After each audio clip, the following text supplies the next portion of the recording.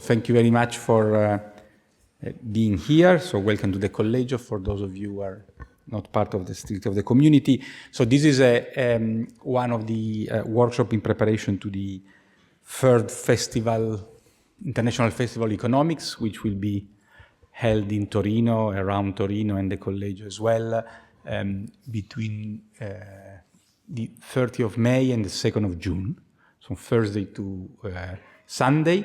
Most of you know the festival, so the topics of this year is Who Owns Knowledge? And is in a broad sense beyond the themes of technological progress and artificial intelligence in a broad perspective. And so we have been doing some preparational work in preparation of these 3 days events. So over the last months, so we were around the city twice. We were here. We discussed broad topics of in the film industry. You know, there is a lot of work in artificial intelligence and music and films. Then we have museums, and today we are back to the core of our business with the future of work and artificial intelligence, which is a topic which is particularly important. And so thanks a lot. We are also extremely lucky and privileged to have a distinguished speaker, which is Marina Mendes Tavares from the IMF. So she will present a work prepared by herself and a set of colleagues at the IMF in the research department, and not only, which involves exactly this topic. So it's an obvious preparation in 1 month to the festival. And Marina will present her work. She's an economist in the research department of the IMF, which the IMF is now also involved in topics that historically were not been associated as a sign of changes of the strict work of the IMF. And so labor was not one of the key issues. And she has a strong background. She's a full-blood economist. She has a PhD from Minnesota University. Then, before joining the fund, was an assistant professor in Mexico, and then joined the fund admin career, where she's been there for many years with some of our friends and Italian colleagues. You know, there are many Italian in the research department. So we have a standard presentational format. So she will speak for 35, 40 minutes. And then Bernardo and then myself will try to things. But of course, this is very important to have participation from yourself. So in terms of questions, we get them at the end, or unless if there is a clarification, but in principle things. So thanks again for being asked. Maybe there is somebody which is connected. I think there are some few chairs in the first line, so please take a seat. Those who are in the back, so there is no point in staying in the back, so there are like 3 seats there. And so I guess the floor is to Marina, and thanks for being with us. Hi, thank you. Thank you very much for having me. I'm super excited to be presenting this new work of the fund about generative AI and the future of work. It's a large team of economists, and we are all in the research department. So I think, as is the main topic of the Festival of Ideas, I think we are all convinced that AI is going to impact the global economy. And many researchers and specialists think that this can be really a new, like, industrial revolution. However, we're still in the early stage of this process, but it's really important to think a little bit more broadly about what are the potential impact of AI on the labor market. So when we started this project and think about AI, there was a couple of studies already out there, but the focus of the studies were really in the US and the UK.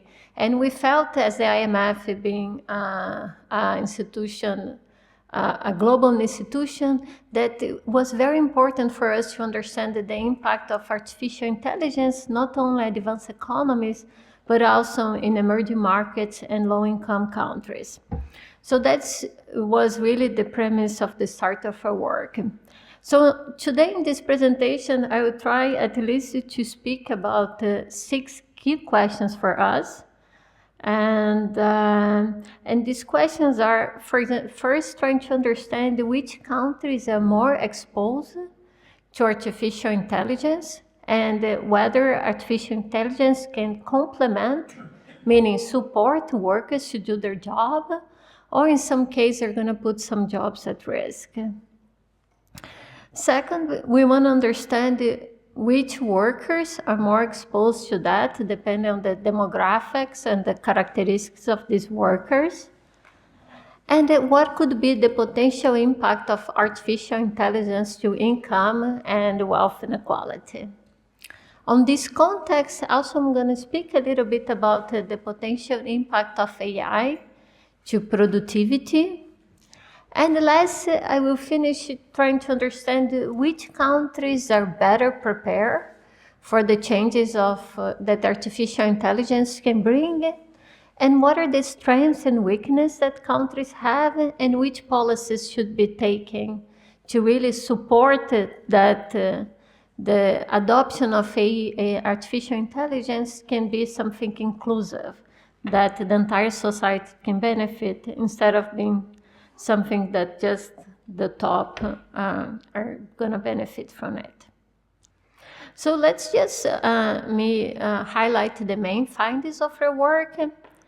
First, we find that globally, 40% of workers are going to be affected by artificial intelligence. And what I mean is that these workers, they have a lot of tasks that they do that are going to be impacted by AI. When we look at this across countries, we find that this share is much larger in advanced economies, 60%, because in these economies there are more workers doing cognitive jobs that need cognitive skills, and is where AI really have the potential to maybe enhance some of these jobs. When we look at the emerging markets economy, it's close to 40%, and low-income countries, 26%. When we look across these jobs, we find that almost 0.5% of these jobs are more likely to benefit from AI, so experience maybe an increase in their demand and productivity, while the other half is going to be more at risk.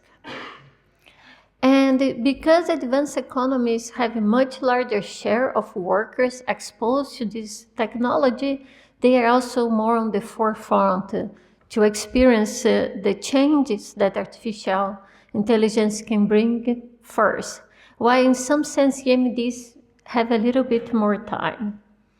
Now, we find that AI may lead to increases in income and wealth inequality, and there are 2 reasons for that. One, workers that have higher education and the higher income are more likely to complement this technology.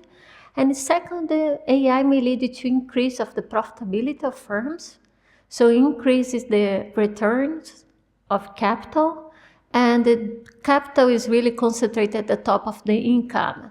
So increase in wealth inequality is going to come from 2 channels: increase in the labor income of workers at the top, and also increase in the returns of the capital of the top. However, I will show that if the gains of AI in terms of productivity are large enough that generate an increase in demand, maybe everybody can experience a higher income, but still workers at the top are going to experience a larger share.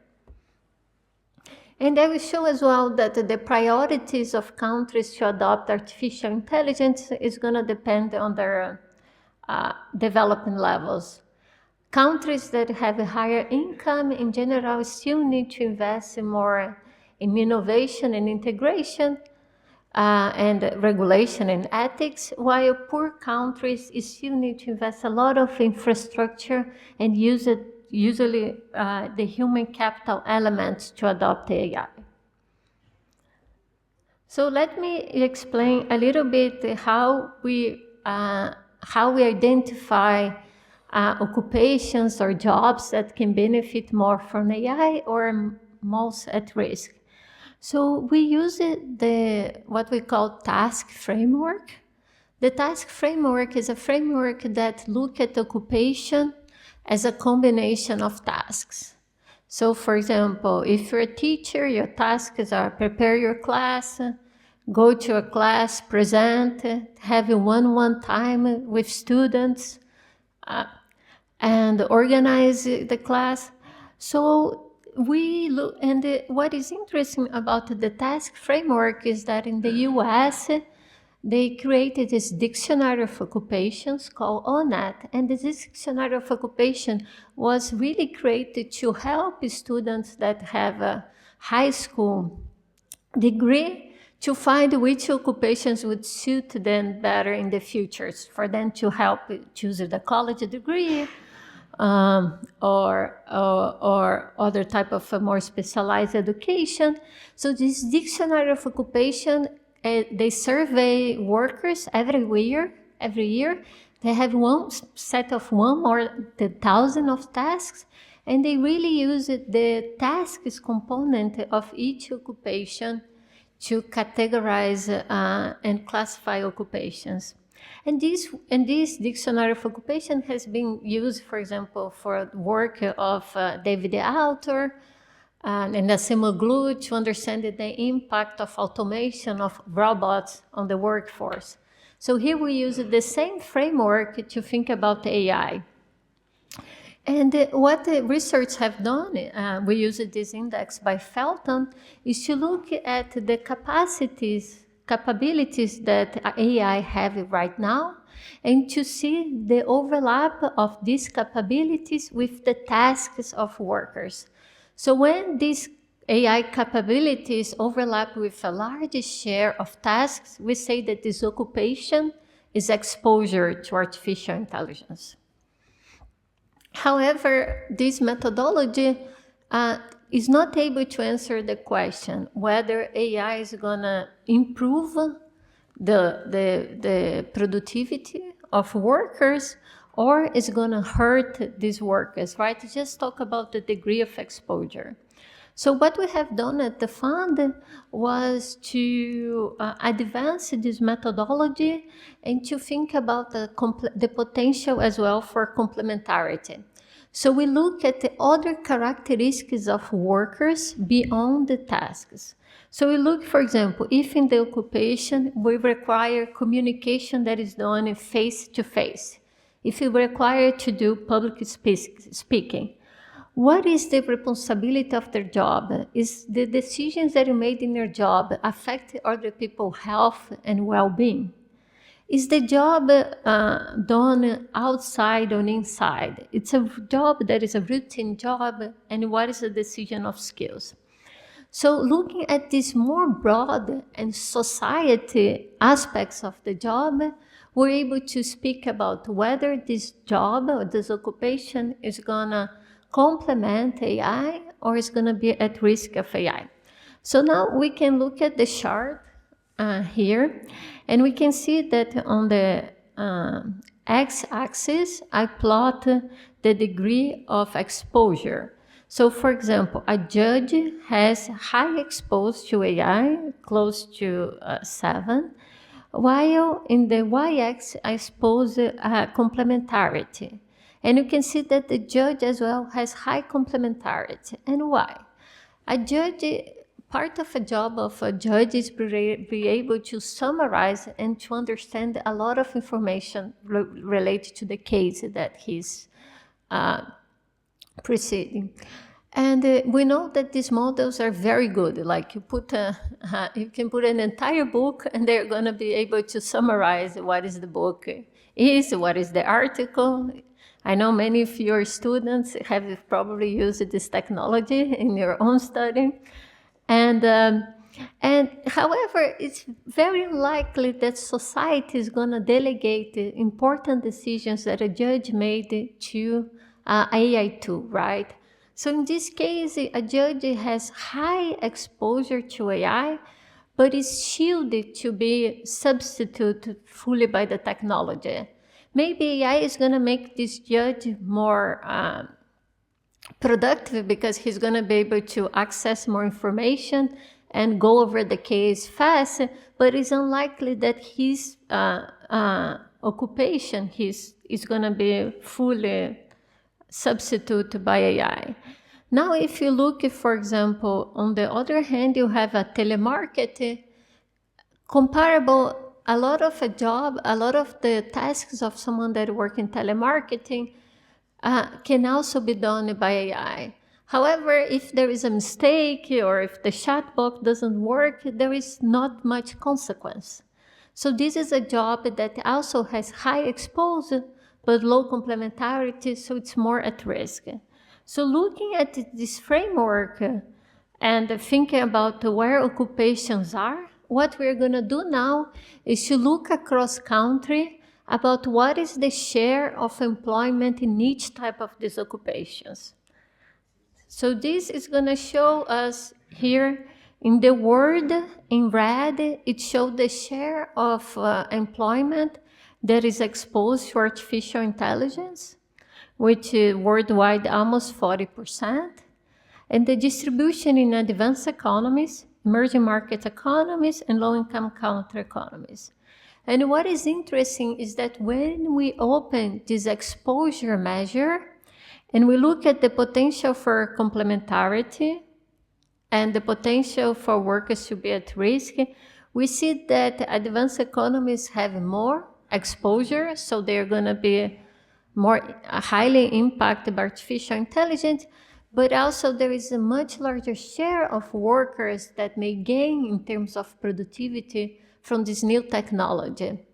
So these point out to the direction that AI may increase inequality across countries, because richer countries are more likely to benefit, while poor countries don't have so much workers in the position to really leverage this technology.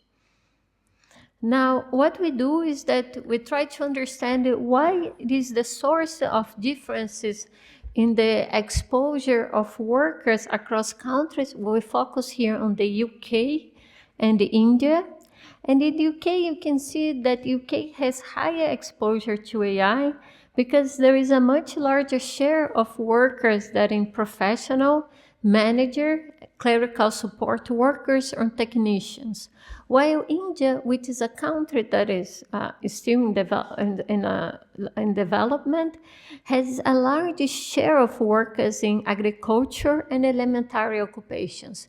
And in general, these two occupations are more manual occupations, so much less exposed to artificial intelligence. While in the UK, managers and professionals are usually the occupations that have more potential to have complementary to AI, and that's why we see that there is higher exposure in advanced economies and a lower exposure in developing economies. It's really about the distribution of occupations across countries. Now, when we look across the characteristics of these workers, what is interesting is in most of the countries in our sample, actually, women are more exposed to AI because they are more in professional and clerical jobs. And the interesting, because they are much more in professional jobs, they are more likely to benefit. But on the other hand, these clerical jobs are jobs that have high exposure, low complementarity. So their work in general is going to be more affected by AI.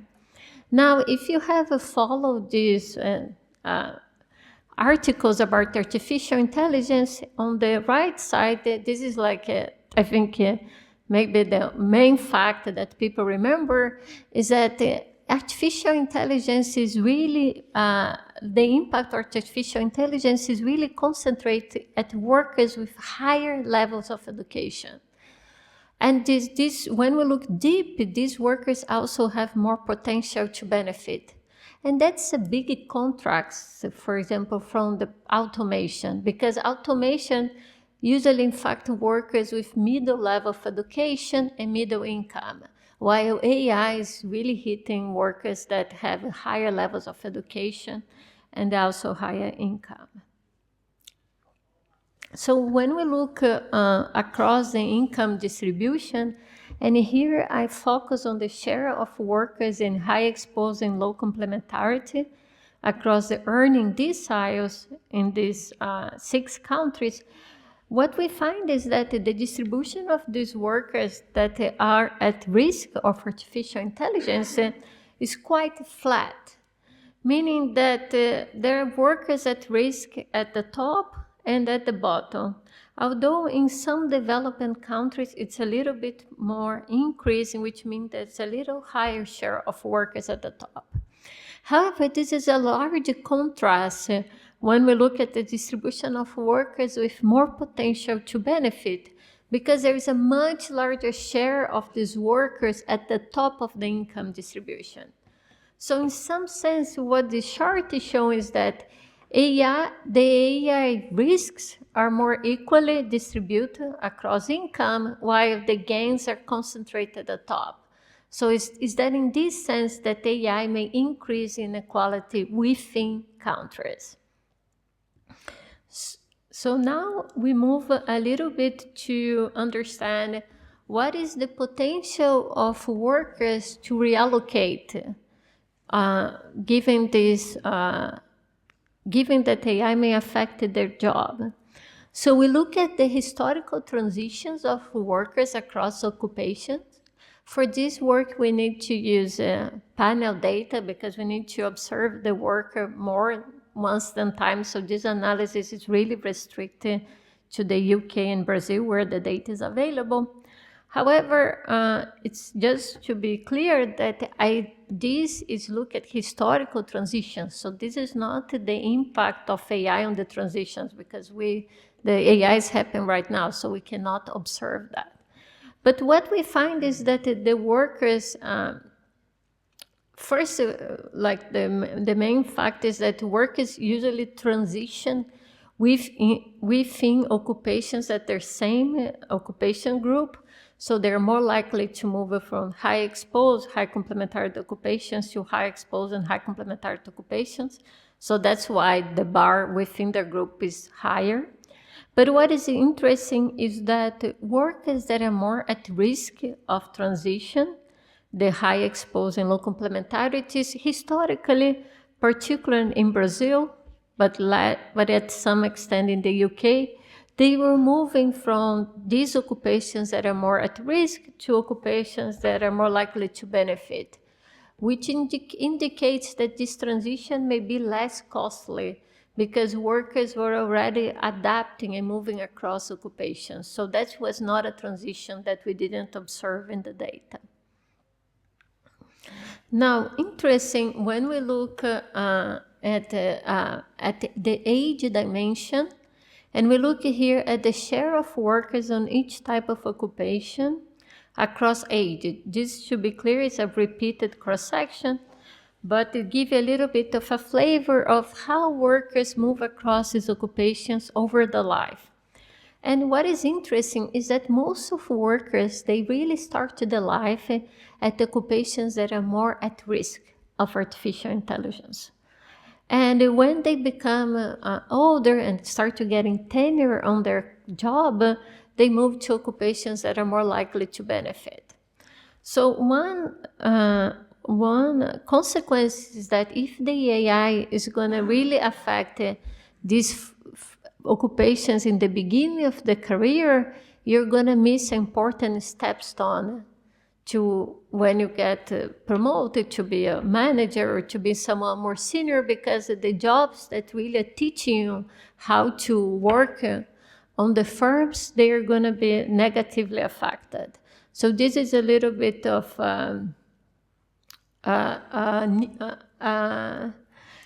some bad news about it, the impact of artificial intelligence. However, I just want to highlight that research has shown, experiments, for example, at the firm level, when they do telework and they allow, for example, half of the workers to use ChatGPT in the job and half of the workers to not use it, that usually the workers that benefit the most are the young workers and the workers with less tenure. So in one hand, the AI may gonna help you to get the experience that you get on the job, but on the other hand, you're gonna miss a stepstone.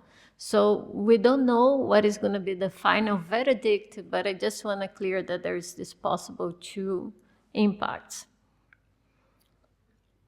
And when we look at what happened to workers when they move to these occupations that have a higher potential to benefit from AI, we really find that these workers receive a wage gain.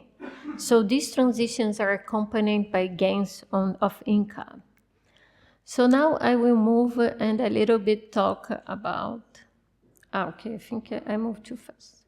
Okay, I will talk about then how we should think about more the general equilibrium impact of AI. Because for now, what I have shown you is what happened it's a very static view of AI. So given this worker occupation, what is going to be their impact on income, but it's not taken into consideration the fact that workers may move across occupations, that the relative prices are going to change it, and other important forces that are going to affect the economy. So in order to do that, we build a task-based general equilibrium model that really try to understand what is the impact of AI on income inequality, but take into consideration more other channels. So we look at 4 channels. One is labor displacement. So the fact that AI may substitute some labor by capital. The second one is the complementarity channel, the fact that AI may make some economic activities or some sectors of the economy more important. The third channel is the productivity, that AI may lead the increase in productivity, that increase the demand for all the workers in the economy. And the fourth channel is really this capital income channel, where AI may increase the profitability of the firms and the returns of capital. So we calibrate this model of the economy. To calibrate this model, we need to own data about wealth. So we need to data about labor income and capital income. And as you can see here by the orange part of the bar, workers at the top, the capital income is more important and it's a larger share of their income. And what we do in the model is that we're going to feed the exposure to AI and the complementarity to AI. And we're going to evaluate the impact of AI in 3 scenarios. One scenario, we assume that AI has low complementarity, so AI is adopted but not in its full potential. The second one is high complementarity. AI is adopted in its high potential, but doesn't generate overall increases in total factor productivity. And the third one, which is the most optimist scenario, where AI is fully adopted and there is in general increases in total factor productivity. So what we can see is that in the low complementarity scenarios, there is an increase in inequality because the increase in total income is larger at the top. And this is particularly true because the returns of capital income increase. The second scenario, which is the high complementarity scenario, we also have an increase in income inequality, particularly because of the increase in capital and labor income. And on this scenario, because AI is fully adopted, some workers are actually worse off. And these workers are mostly concentrated at the bottom.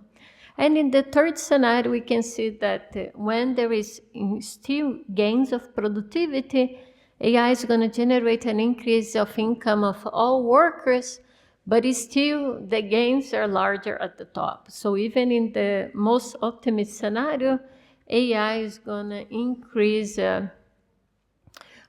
income and wealth inequality. So this is something just to have in mind.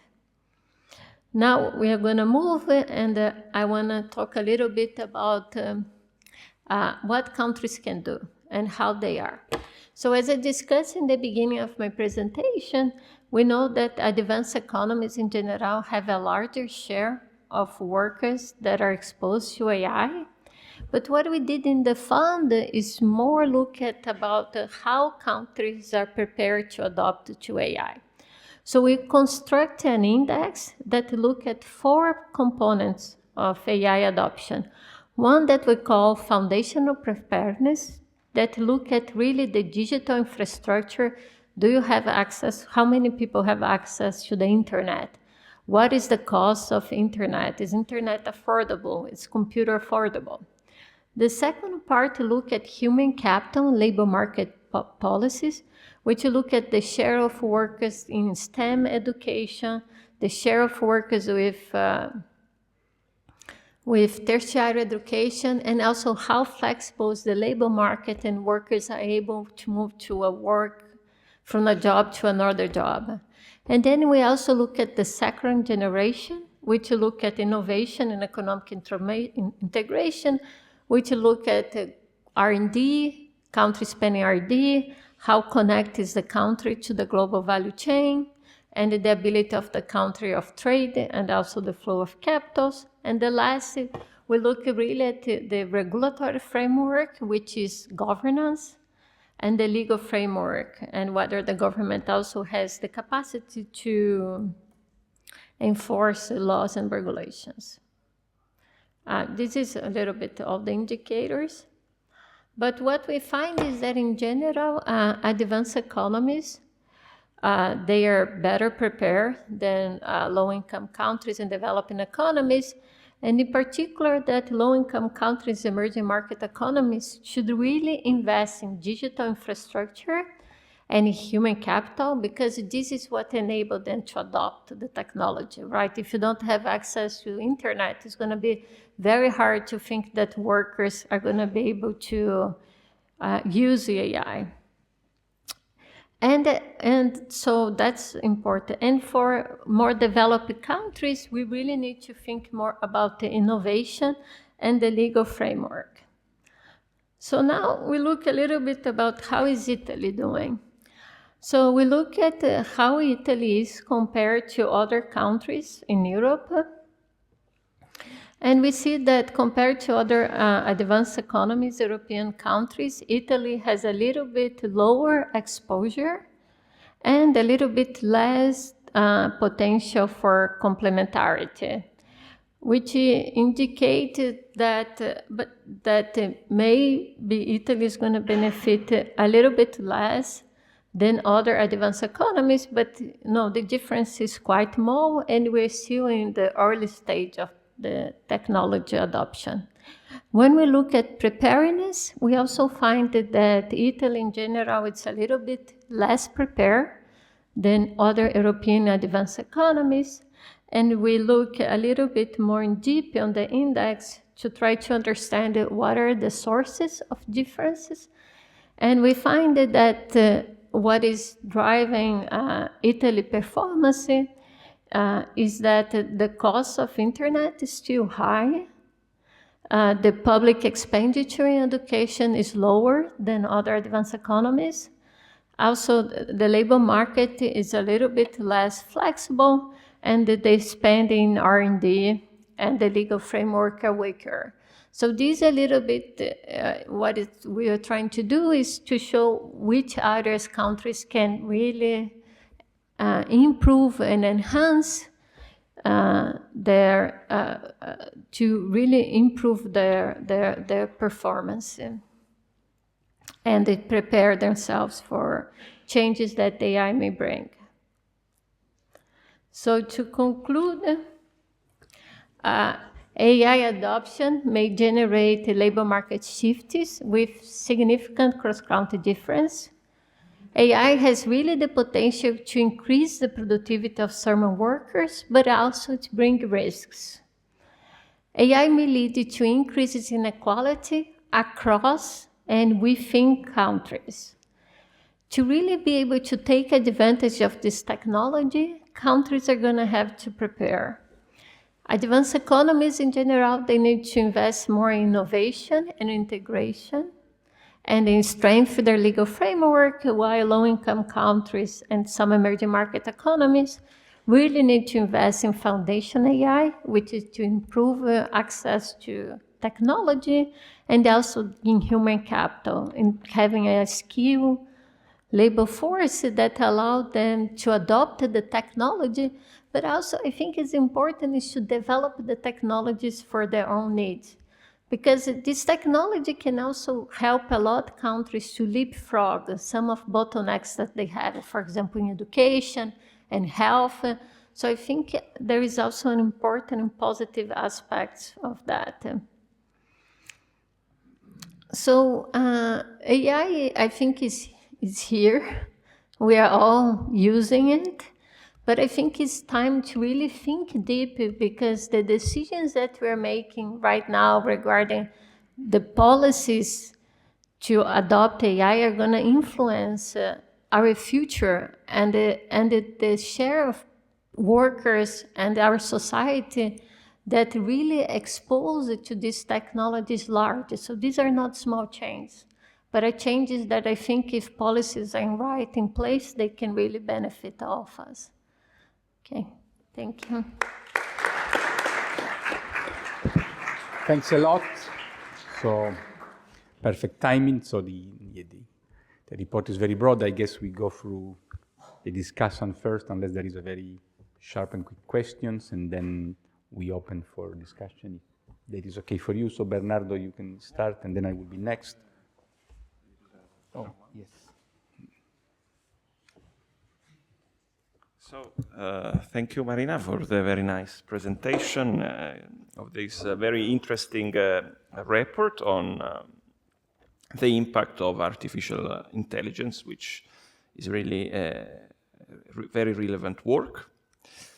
In general, this report talks about what is the potential impact of this new technology on inequality. And this is not a new question for labor economists.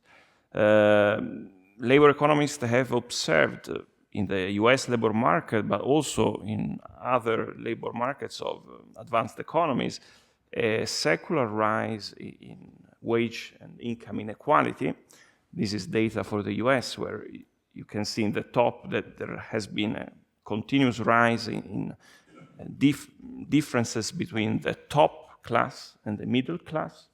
And there is also an increase in differences between the middle class and the low class, even though this increase sort of stops since the 1990s.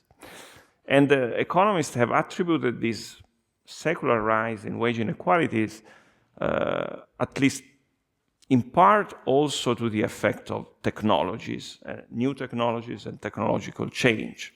And according to the main theories that have been developed, there are two main channels. On one hand, a new technology can benefit more skilled workers, so it can increase more the demand for skilled workers, and this rises the returns to skills and rises the skill wage premium. And this is generally called the skill bias technical change. And then there is also another theory of job polarization, according to which only some occupations are affected by these new technologies, but also by international trade. And the occupations that are more likely to be replaced with outsourcing or with technology are those that are in the middle of the distribution. And this generates a growth in inequality. Now, the report that was just presented is interesting because it applies this reasoning to artificial intelligence. And it proposes a methodology to estimate the potential impact of artificial intelligence. And based on this analysis, there are several very interesting results. First, artificial intelligence will likely affect disproportionately more the labor markets of advanced economies. However, this also means that advanced economies are going to benefit the most from this new technology, and this could increase cross-countries inequalities, which have been reducing during the globalization trend of the 1990s.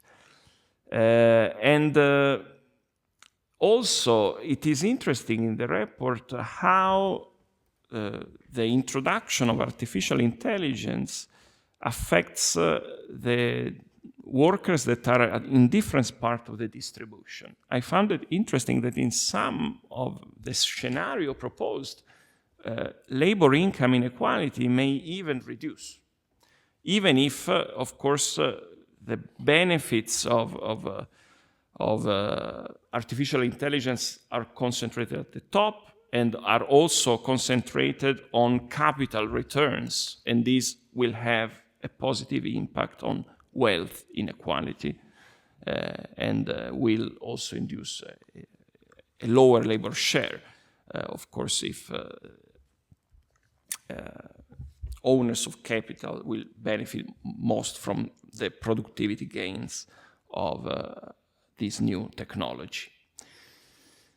I just wanted to put some maybe food for thought and some ideas that came up while reading this report. The first is about the role of redistribution. So the report shows that the new technology and artificial intelligence have an uneven impact on individuals.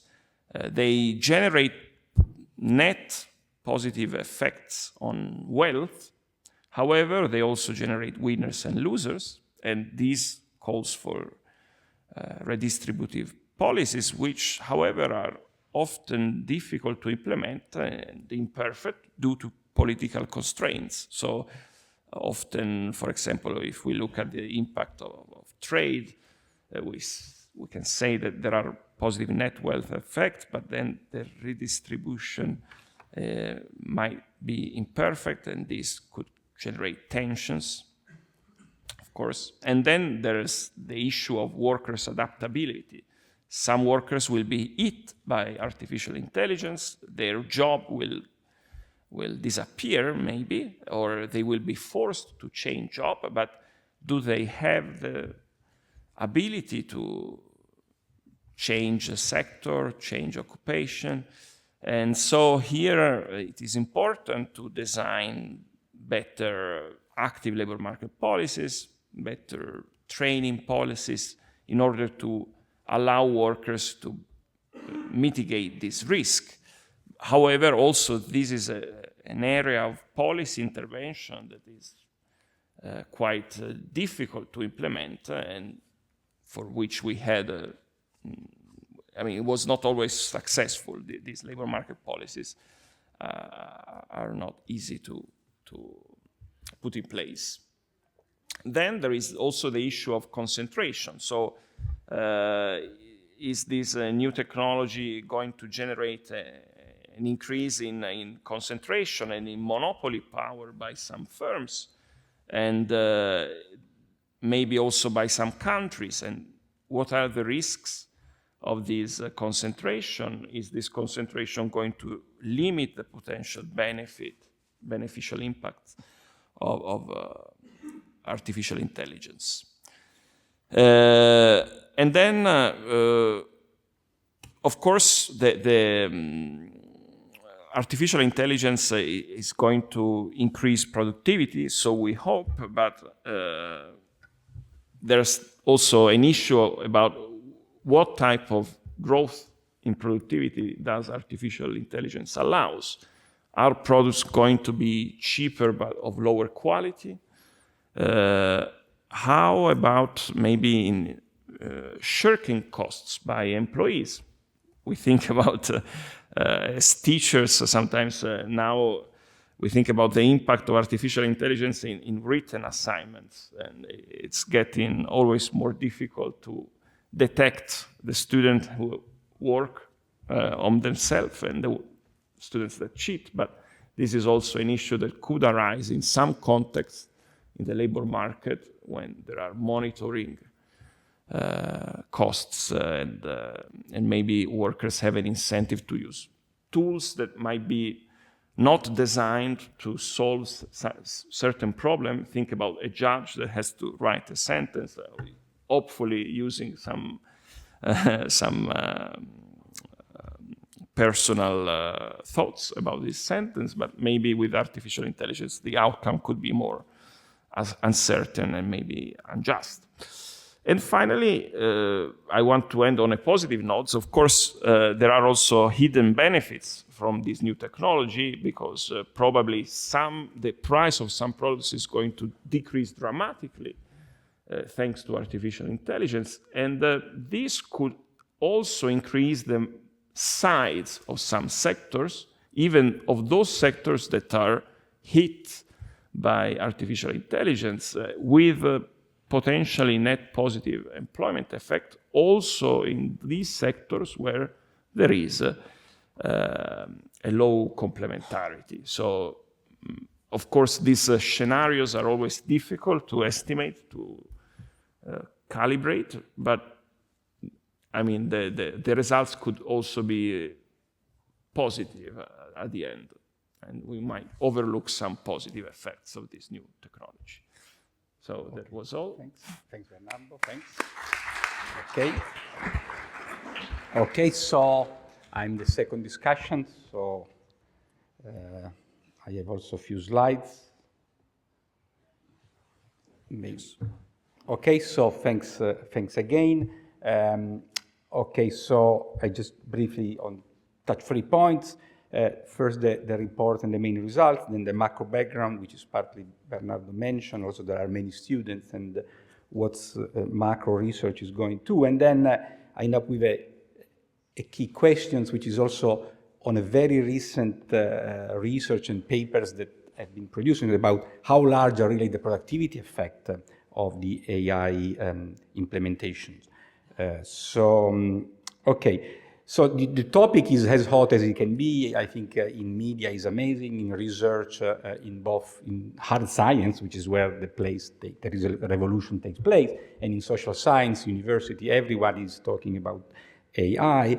The great advantage of the IMF report is that it's really a US bias research, and they have different world regions, so they go to some extent in the report across the world, and then they do more selected and detailed information on selected countries, which is UK, US, Brazil, Colombia, India, and South Africa.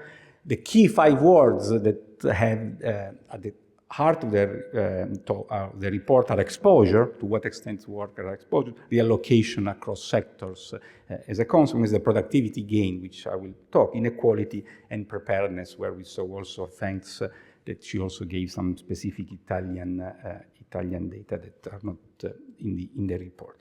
So if I have to say what are the main takeaway, the 4 main results, something that you can take home, I think if you have a number of the exposure is around 40% of global employment, but if you focus on advanced economies, it's as large as 60%.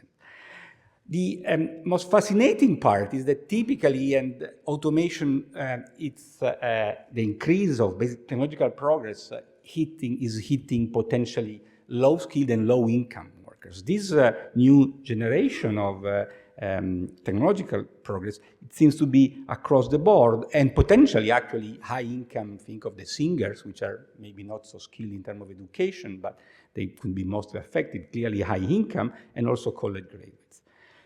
Now, in a medium-run scenario, and also I want to talk a bit about this productivity, the estimate they do, it's based on the calibration of 1% per year on a horizon of 10 years. That is one of the main things I say, of course, as a consumer and a reader on things. And then on labor income inequalities increase, but as Bernardo said, it's not obvious that it will increase. So those, I think, are my main, for myself. Now, the great background is this amazing increased wage inequality in the US. This is similar to what Bernardo was saying. This is from David Autor, which was here, as you remember, in the festival last year. And it's a remarkable chart in some sense for For male, it's even worse than for female, and it seems to be that if you were uneducated or with low education in the US over the 60 years, it looks the lowest part of the chart for a male, it looks like Italy, basically stagnant wage growth. While if you had higher education, college and post-college education, basically you see that you have cumulative of 70% wage growth. And for women, there is less variance, also because women were entering the labor force. But that's the great background. And as also Marina says, the key word, I mean, there are many students here. It was the research there of what was going on. This was a key macro research topic at the beginning of the century. What is this?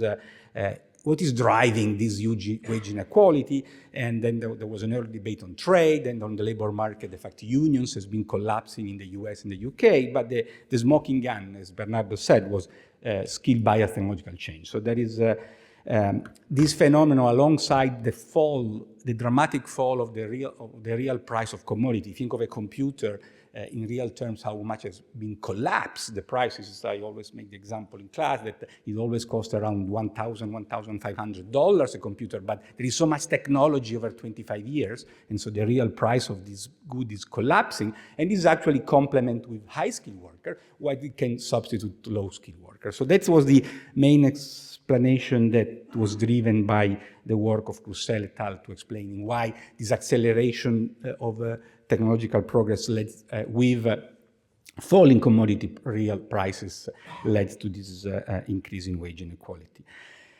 Now, the recent research on these topics has been, there is a huge intellectual effort, here I'm talking mainly to the students, of mainly by Daron Acemoglu and co-authors, and Restrepo in particular, to basically to change the production function. We live in the production function that I studied. It has been there for us in economics for 60, 70 years. And there are various authors that are trying to change this approach, that basically a firm is not buying a combination of capital and labor, but there is a set of tasks. And that's very much true. It's something that I tend to believe. I don't know if it will be the way we will do economics in the next 30 or 40 years, but potentially changing the production function is a huge intellectual challenge. And so in this task-based model, basically think of even the lecturing or any job that you can have as a set of tasks, even a firm. Think of the Collegio, how many different tasks there are. And each task can be allocated either to capital or to labor. No?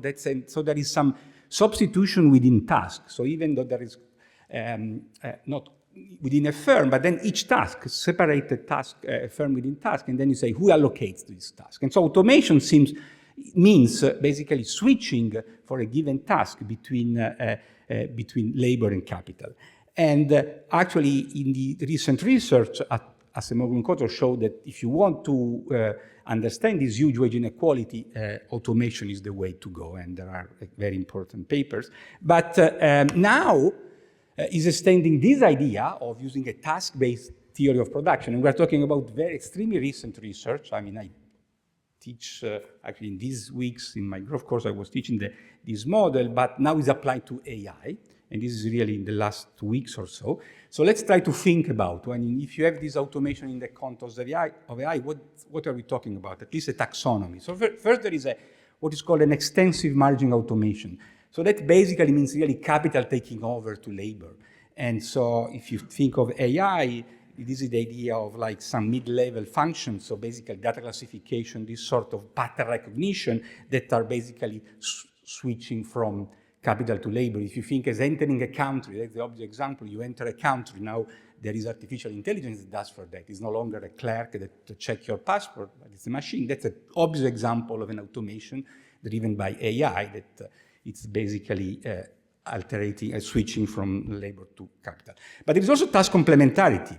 And the fact that some tasks, like I think an example is giving a class, lecturing, actually, which is not completely taken. I mean, we are still humans delivering and talking, but we use a lot of capital and technology at the same time. And in a sense, it's increasing the productivity, I think, showing the data. That's an example of this task complementarity. So even if it's not completely taken, it's still labor doing it. The fact that there is more capital at the end happens. And then there might be something which is deepening automation. What does it mean? It means that, again, the example I like to make is when you enter the UK, where you don't talk to a clerk, you only go through a machine. If the machine is faster, then there is an increase in productivity or something that is completely automated. Or new task. Maybe AI can actually increase the set of tasks that we can think. Now, the issue is then, what's the productivity? And it's extremely difficult. Now, if you read the newspaper, it seems that this is really a change, a word game changer. So like it's a general purpose technologies and will change completely the economy. This is typically by non-technical expert, at least. Now, let me give you a set of survey, and then I give you an alternative view, which is this recent research by Daron Acemoglu. So Goldman Sachs, for example, predicts 7% increase in global GDP, so $7 trillion, which means 1.5 per annum over 10 years, period. McKinsey Global Institute, so these are people that it's like 3 times larger, so between 17 and 25 trillion. The IMF report stays around the 1.5% over 10-year period. But a paper which was issued last week, almost like early in April, I think eventually it's by Acemoglu itself, which uses this theory that I was mentioning. You say, okay, let's apply to artificial intelligence. It says, well, results are extremely small quantitatively, which means that the growth in TFP, which is the base, and TFP, remember, is the residual in a standard production function, will be 0.17%, so less than 1% over 10 years, which means 0.07% per annum. Then, of course, this is pure TFP, and then you have capital, because then you start investing in capital, and that will make it maybe to 1% over 10 years, which is still 0.1%. So it's extremely fascinating, both intellectually for thinking about what's automation and things, and if you are an economist, even we haven't completely clueless of what's the technology behind, we have some advantage in thinking what does it mean in terms of labor and capital distribution. My feeling is it's a bit of a fashion industry in a sense, and any estimates of what will be the impact should be taken with great caution. So that is my comment, and thanks.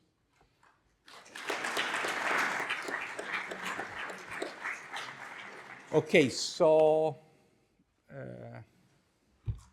you want to answer? Let's take some questions first. What do you want to do? I don't know. What do you prefer? Let's maybe hear somebody. And then I answer you too. Yes. Okay. Okay, so anybody, any students or somebody who wants to ask something? Okay, so there is a question, so please. Thank you. I will just have a couple of questions on the findings of the study of the fund. First, about the preparedness index that you presented, and we also saw the differences between, for instance, Italy and other advanced economies. If you actually found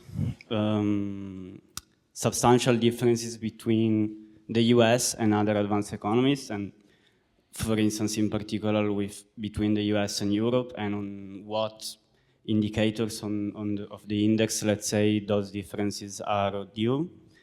And maybe also something else about the scenarios that you presented of the impact on inequality of AI. If, for instance, we saw that if there will be substantial increases in complementarity, but not substantial increases in general productivity, then the low percentiles of income, those workers may even have a decrease in income, but maybe I just missed it, but on what time horizon is that scenario made, and if maybe in the longer term these increases in inequality may even be changed or smoothed somehow, because, I mean, maybe in the longer term also the shift to higher, to different jobs will also change the distribution of income, and then maybe the inequalities could be reduced. Okay, thanks. There is also, beyond question from people online. Any other question?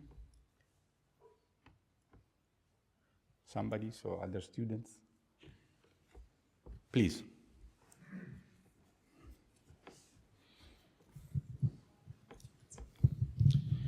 Good evening. I would like to ask a question about gender inequalities in the development of AI. You previously affirmed that AI would affect mostly women. I would like to ask if there is the possibility that AI algorithms can increase the gender inequalities, and if the answer is yes, what governments can do to avoid or limit this possibility. Okay, another question? Maybe I can start to answer. Okay, so first on the redistribution, yeah, so we recommend from the AI Preparedness Index, we recommend low-income, like developing countries to invest in infrastructure and human capital, and advanced economies in innovation and ethics and regulation. But for all countries, we recommend that they need to strengthen their social safety net, reskilling, training, upskilling. But I agree that the literature on this intervention is very as well, like mixed. So, but the hope is that maybe AI can help training and retraining to be more efficient, even in identify which occupations workers can do. So it's a positive note. Now, I have a huge concern about monopoly power for two reasons. This technology really needs a lot of data. And we know that the firms that are large, they can collect more data just because of the operation. Also, the cost of developing the model is quite large. And there is a fight of a talent, right? There is few workers that have the skills needed to develop this technology. Like if you go in the US, the tightest labor market right now is really workers that know how to do large language models, big data. So between the fight of talent and the fact that it's really a technology that leverage from large operations and large data, it's a technology that naturally going to lead to increase in market power, right? So that's also another important angle, because if you have fewer firms that are competing, it also can affect the workers by moving the bargain power of workers to firms. And we all know that the bargain powers of workers in the last decades have been deteriorated. And this, from the firm side, these technologies can even reinforce this trend. Now, regarding that own work, we look very carefully, and also I noticed that there is a question in the chat about that.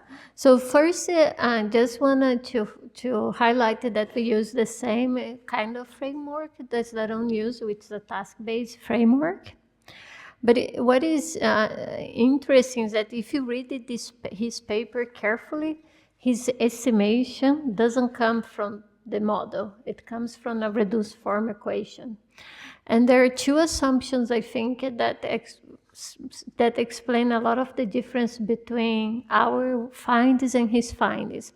Is that he looked at the adoption of the use of AI for image generation, some like specific studies from the literature, and you find that of all the capabilities of AI to be used, only 20% of those are profitable.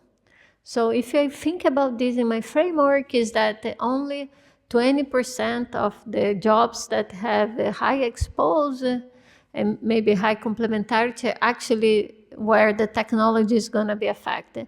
So if I take this into consideration, our estimates are a little bit close than his estimates. And second thing is that he doesn't assume capital deepening, which is surprising, because this technology, as Bernardo pointed out, it's a technology that should impact the labor share, increase the capital share. So the impact on output should be larger than impact on the TFP if you assume capital deepening.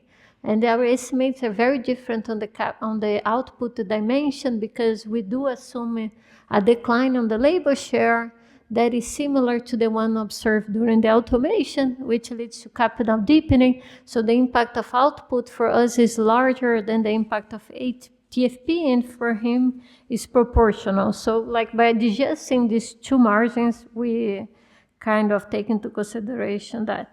Now, the person here said that the work of Acemoglu is outdated, but to be fair, this 2024 paper, to estimate the impact of AI, he looked at the work for one research from Wharton, which his name is Daniel Rock, and it's a collaboration from Daniel Rock with 3 researchers, I believe, from OpenAI. So the exposure that Acemoglu is using for his work is really coming from this paper from OpenAI, where they use, they ask for researchers that are developing, training these models to really rate which are the capabilities of the model that are close to the development of ChatGPT. So I feel that his measure of AI on the 2024 paper is really close to what is happening in the literature and is very correlated with the measures that I use. Regarding the preparedness index, so we look at the US, so the 3 countries that are better prepared are Singapore, Denmark, and the US. And Singapore really stands out for 2 things. One is infrastructure, and the second one is very high human capital, like super high share of students graduate in STEMs and graduate in tertiary education. When we look like Singapore is really the outlier. The other countries like Denmark and the US, they're closer, but then the US doesn't, like, is not the second one because it's still there is gaps in infrastructure.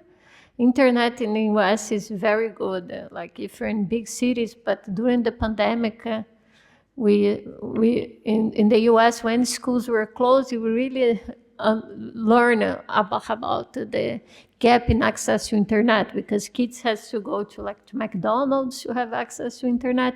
So there are many areas of the US that internet access is not as good as it should be. So that's why it's not ranked in second, but it's ranked in third. Now, related to the question about the gender inequality. So I think now there are 2 issues. One, that women are more exposed because they are more in professional jobs, right? They also have a much larger rate of graduation in school.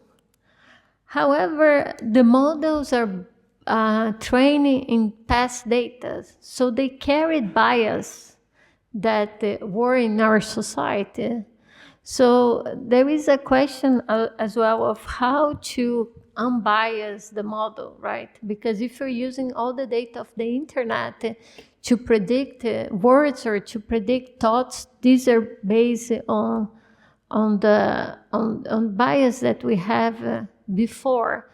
So there is a lot of concern of using AI, for example, to HR, to hiring, where you bias the society. You're carrying bias that we have in society and bias against women. And I think people are thinking about correct, but there is also the problem of overcorrecting. I don't know if you know this, I think it is Gemini, yes.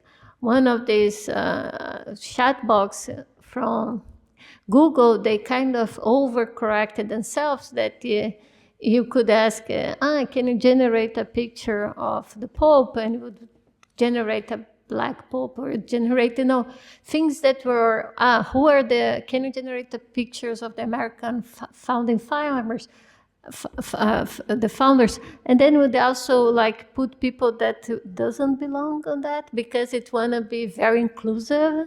So they kind of train the model to make it so inclusive that become unreal. So I think that these companies, they really are battling about how to generate images or generate text that is not biased, but is close to the experience that we have. And it's an open question.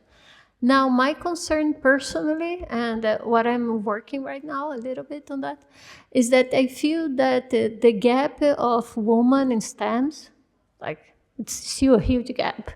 You know, that the gender gap is going to create a bias in the models that we are creating right now and generating.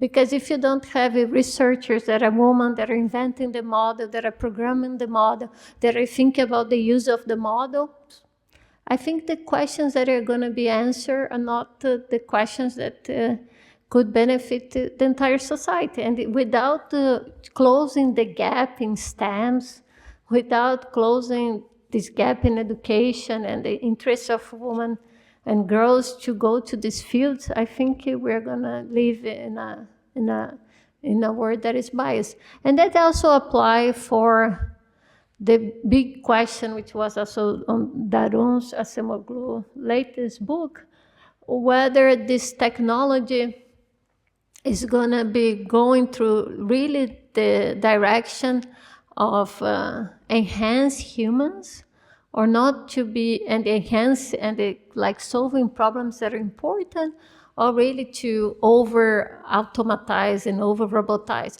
Because, for example, I feel in low-income countries would be very welcome to use AI to support doctors when you have a very little access to doctors. Like the doctors, like 2 days of traveling, right? If you have a technology that can help in some situation, I think people would be much more open than, for example, if you're in a major city to have an AI support your doctor, right? I think you're much less likely.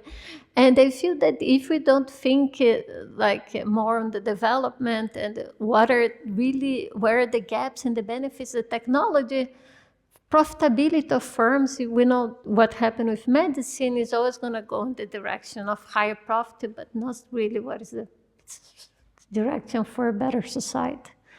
And I think that's a big issue. Sorry.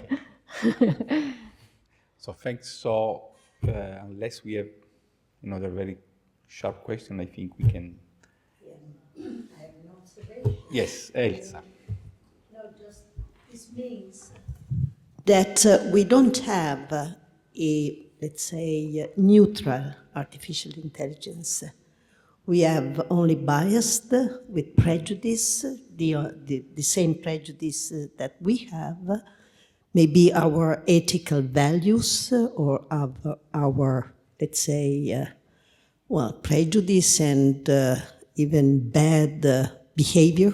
All this is inevitably in our artificial intelligence model. Is that so?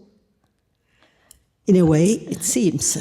Yeah, because the technology is trained with data that is in the internet and it's available there. So it carries naturally some of the bias where we live.